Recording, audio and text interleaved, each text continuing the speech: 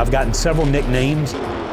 One of the biggest ones that stick out in my mind was One Run Anderson. I would run one time, but I'm gonna tell you right now, you better have your cameras ready because it was gonna be one big bad run. I'm Dennis Anderson and I'm the original gravedigger. If you don't know what a monster truck is, it's because you're a concrete cruising city slicker. The definition of a monster truck is it has to have a 66-43 Terra tire, meaning 66 inches tall, 43 inches wide, and normally they're around 10 to 12 foot tall and 12 foot wide, and they usually weigh about 10 to 12,000 pounds. That's what a monster truck is. My goal in life as a kid growing up is I wanted to be this big farmer. It never really was a goal in life for me to be a pro monster jam truck driver. Dennis Anderson and the Gravedigger! The whole legacy of Gravedigger, this right here was the first stepping stone. My goal in life as I was building this truck was to have a big nice shop with a concrete floor because I built this thing in a tin chicken house.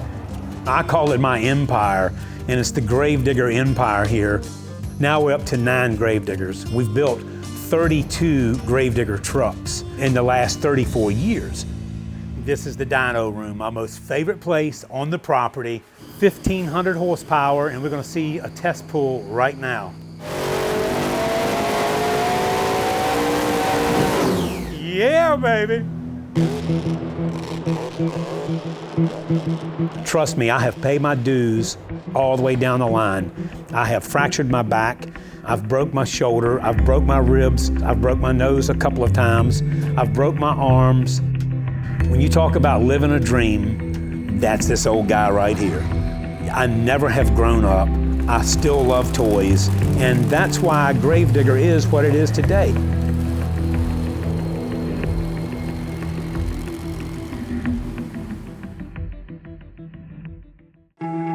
I think I've came up with the largest collection of old American cars in the world. Yeah, all of them has a story.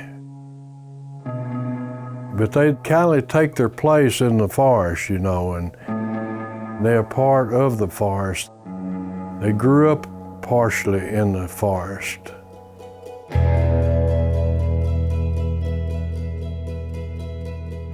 My name is Walter Dean Lewis. I run and operate and own Old Car City, USA. I was born and raised in a junkyard, and I like junkyards. This land was clear when I started putting them in there. I wanted nature to take its course, and we just let it go wild. These cars come from other junkyards and just individual people, and they all wind up here at Old Car City. Fords, Chevrolets, General Motors, they laying out there in the forest, rotting away. We build things out of rust out there, and it is a piece of art.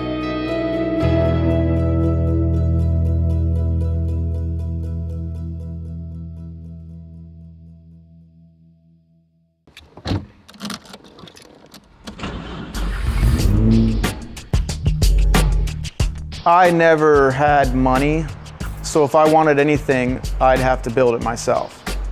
I want other people to be able to do that. My name is Matthew McIntaggart. I own Vader Body Kits. We have a unique design car that looks like $1 million, and we produce it so that the average person can build it for an affordable price. The best way to call this is a rebody. You're making a new car out of an existing car. We're cutting everything off, and what we're left with is just bare bones. The motor, the drivetrain, the frame of the car. So you have all of your dashboard intact, all of your engine intact, all wiring. It's just the cosmetics that's been cut off the car. My whole life, I always fixed up my own cars. So then I decided I'm just going to design my own car that I can call my own. It doesn't look like anything else. I'm extremely excited that a car that I designed, the Vader, is going to be used in the Suicide Squad movie. I had built a car for a customer on the other coast of Florida. While it was there, the production company walked in and they said, "That's great, it's perfect. You know, it looks like $1 million," and then nobody's seen it before. I think that it ties into Suicide Squad because it's threatening when it drives down the road. It's an angular, open mouth, angry car. Seeing my own design on the big screen is really exciting to me. The easiest way to put it is it's a lottery ticket. I wanted to design a supercar. I can't draw. I have no design experience, so I just shaped it out of foam.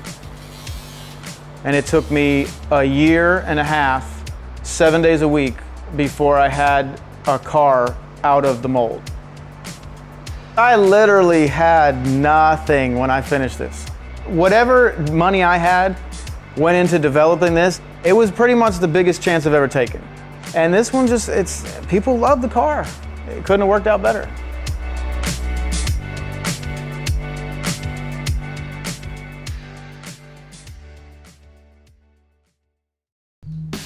You don't buy a DeLorean unless you want attention. Like, you don't want to be out in a DeLorean if you're having a bad day because everybody's honking at you and giving you thumbs up. It's almost like a happiness mobile. Even with like 20 other DeLoreans parked around, like, what is the story with this one? The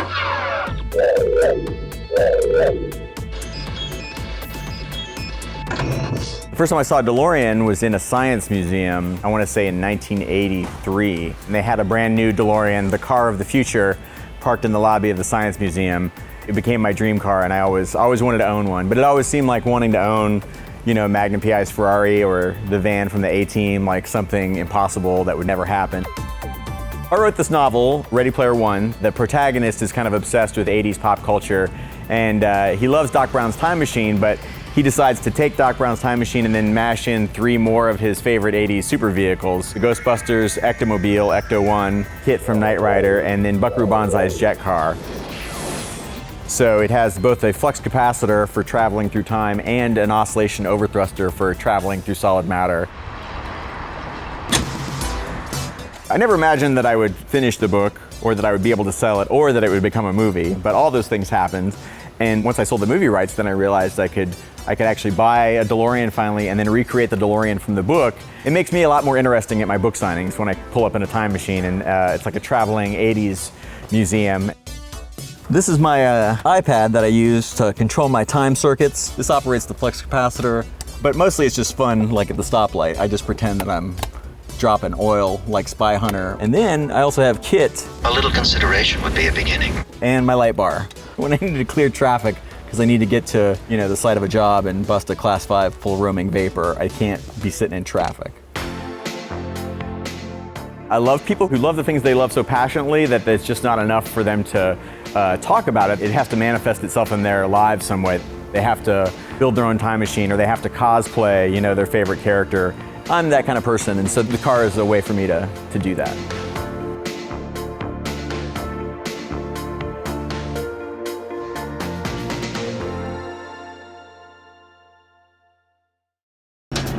There's sun, there's sand, there's speed. Well, hold on, I'm getting ahead of myself. In 1947, 100 miles east of LA, a bunch of World War II vets formed a car club called the Oilers, taking their Model T Fords, hot rodding them up, and racing them in the Mojave Desert. Eventually, the men got old, the cars broke down, and their brand of bare-knuckle drag racing all but stopped. Until now.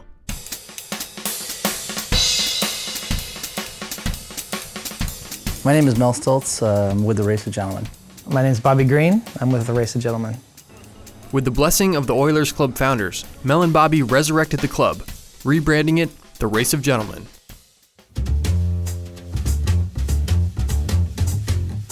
What is the Race of Gentlemen? It's a vintage car race on the beach, but there's that other layer to it. The Race of Gentlemen is, in a sense, a time travel event. We go to great lengths to make it feel like you could be in a different time era. And the rules of the race stay true to the time period as well. The body, engine, and running gear must be of a certain age and must be American-made. Well, there's definitely something about American cars. All those incredible cars that we created, starting from, let's say, the 1910s up until probably about the 60s. We're so different than anywhere else in the world. Things today are made to last a month. A 1932 Ford is made to last forever. It's not just about the cars and the bikes. It's about the camaraderie and all the things that go in. People are like, oh, this is so cool because not only is it a race, it's like a scene, it's like a set. It's lost in time. And for the race of gentlemen, the love of classic American cars transcends generations. You've got young kids that want to have a more simple life and build and make things. And then you've got, the old generation. We all kind of celebrate that time when we built and we did things with our hands. The race of gentlemen is definitely helping to keep the sport alive with the new generation.